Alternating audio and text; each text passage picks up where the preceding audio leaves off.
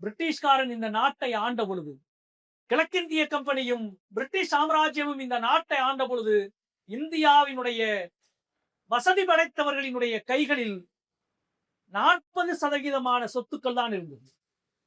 ஆனால் இன்றைக்கு இந்தியாவில் 1% வசதி படைத்தவர்களின் கையில், பெரும் பணக்காரர்கள் கையில் 52% செல்வம் போய்விட்டது. பிரிட்டிஷார் ஆட்சி நடத்திய காலத்தை விட ஒரு மோசமான அரசியல் காலத்தில் நாம் இன்றைக்கு வாழ்ந்து கொண்டிருக்கிறோம். இந்த இடம்தான் உழைப்பு சுரண்டலை, ஏகாதிபத்திய அரசியலை மிக மிக கூர்மையாக, நுட்பமாக நாம் பேச வேண்டிய இடம். இங்கே தோழர்கள் எல்லாம் மிக அழகாக இங்கே குறிப்பிட்டார்கள். தொடர்ந்து மனிதர்களை வேட்டையாடுவதில்லை, ஒவ்வொரு மனிதனையும் வேட்டையாடுகிற காலத்தை ஏகாதிபத்தியம் நெருங்கி இருக்கிறது.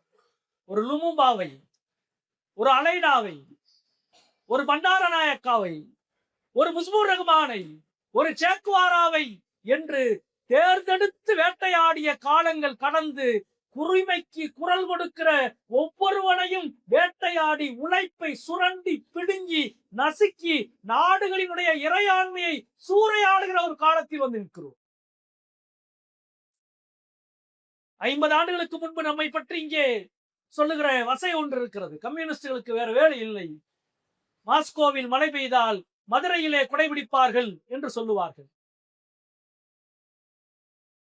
ஆச்சரியமான ஒரு நம்மை பற்றிய ஒரு கேலி சித்திரமாக சொல்லுவார்கள். அவர்களை எல்லாம் இன்றைக்கு அழைக்க வேண்டும். ஹெர்மூஸ் நீரிணையிலே கப்பலை நிறுத்தினால் மேலமாசி வீதி கடையிலே ரவ புரோட்டா, ரவ தோசை கிடையாதுன்னு போர்டு வைக்கிறான். இதைத்தாண்டா 60 வருஷமா நாங்க சொல்றோம். உலக பொருளாதாரத்தின் கண்ணிதான் இந்திய பொருளாதாரம். இந்திய பொருளாதாரம் என்ற சங்கிலியின் தொடர்ச்சிதான் உன் வீட்டிலும் என் வீட்டிலும் இருக்கிற பொருளாதாரம். உலக அரசியலை எந்த சக்தி தீர்மானிக்கிறதோ அந்த சக்தி முதலாளிகளின், பெரும் முதலாளிகளின் கைகளில் இருக்க வேண்டுமா, சாமானிய மனிதனின் கைகளில் இருக்க வேண்டுமா என்றால் சாமானிய மனிதனின் கையில் இருக்க வேண்டும் என்று இடைவிடாது முழங்குகிற குரல் தான் கம்யூனிஸ்டுகளின் குரல், சேக்குவாராவின் குரல், பிடல் காஸ்ட்ரோவின் குரல், நேதாஜியின் குரல், சங்கரையாவின் குரல், ராமமூர்த்தியின் குரல். இன்றைக்கு சேக்குவாராவை தன் மடியிலே போட்டிருக்கிற ஒவ்வொரு இளைஞனின் குரலும் அதுதான். இந்த அரசியலை புரிந்து கொள்ளாமல், அரசியல் தான் சகலத்தையும் தீர்மானிக்கிறது என்ற உண்மையை புரிந்து கொள்ளாமல், இந்த உடல் உயிர் வாழ மூச்சு காற்று எப்படி முக்கியமோ அதே போல இந்த சமூகத்தில் நாம் வாழ அரசியல் அறிவு முக்கியம் முக்கியம் முக்கியம்.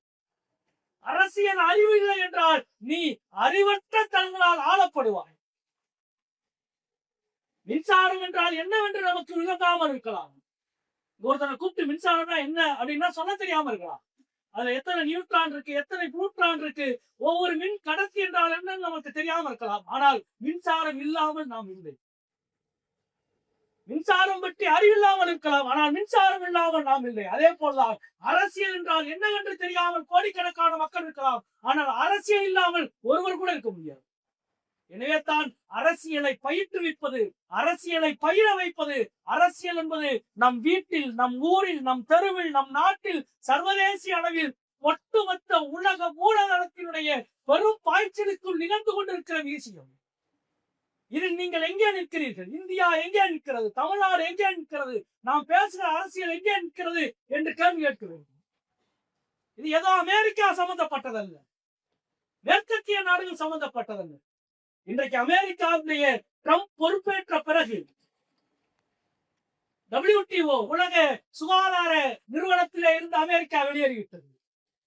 அது எவ்வளவு பெரிய பாதிப்பை இன்றைக்கு உருவாக்கி இருக்கிறது. எல்லா தடுப்பூசிகளுக்குமான அனைத்து ஆய்வுக்குமான நிதியையும் ட்ரம்ப் அரசு நிறுத்திடுச்சு. இன்னைக்கு காச நோயில ஆரம்பிச்சு 83 வகையான புற்றுநோய்களில் இருந்து இதயம் சார்ந்த நூற்றுக்கணக்கான நோய்களுக்கு நடத்தப்பட்டு கொண்டிருந்த அனைத்து ஆய்வும் கடந்த 2 ஆண்டு நிறுத்தப்பட்டு விட்டது. நண்பர்களே, தோழர்களே, மிகப்பெரிய துயரம், மிகப்பெரிய துயரம். எல்லா வேக்சின்கான, தடுப்பூசிகளுக்கான எல்லா ஆய்வுகளும் நிறுத்தப்பட்டு விட்டது. கணக்கு என்ன சொல்கிறது என்றால் 118 புற்றுநோய்களுக்கான ஆய்வு நிறுத்தப்பட்டு விட்டது. 384 கிளினிக்கல் ட்ரையல் நிறுத்தப்பட்டு விட்டது. 24,000 கிளினிக்கல் ட்ரையலுக்காக தங்களை ஒப்படைத்துக் கொண்டவர்கள் நட்டாக்கி விடப்பட்டிருக்கிறார்கள். அவன் பைத்தியக்காரத்தனமான முடிவு.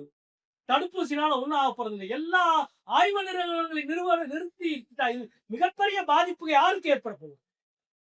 வளரும் நாடுகளுக்கு, மனித குலத்திற்கு, வளர்ந்த நாடுகளில் இருந்த எளிய மனிதனுக்கு, நடுத்தர மனிதனுக்கு.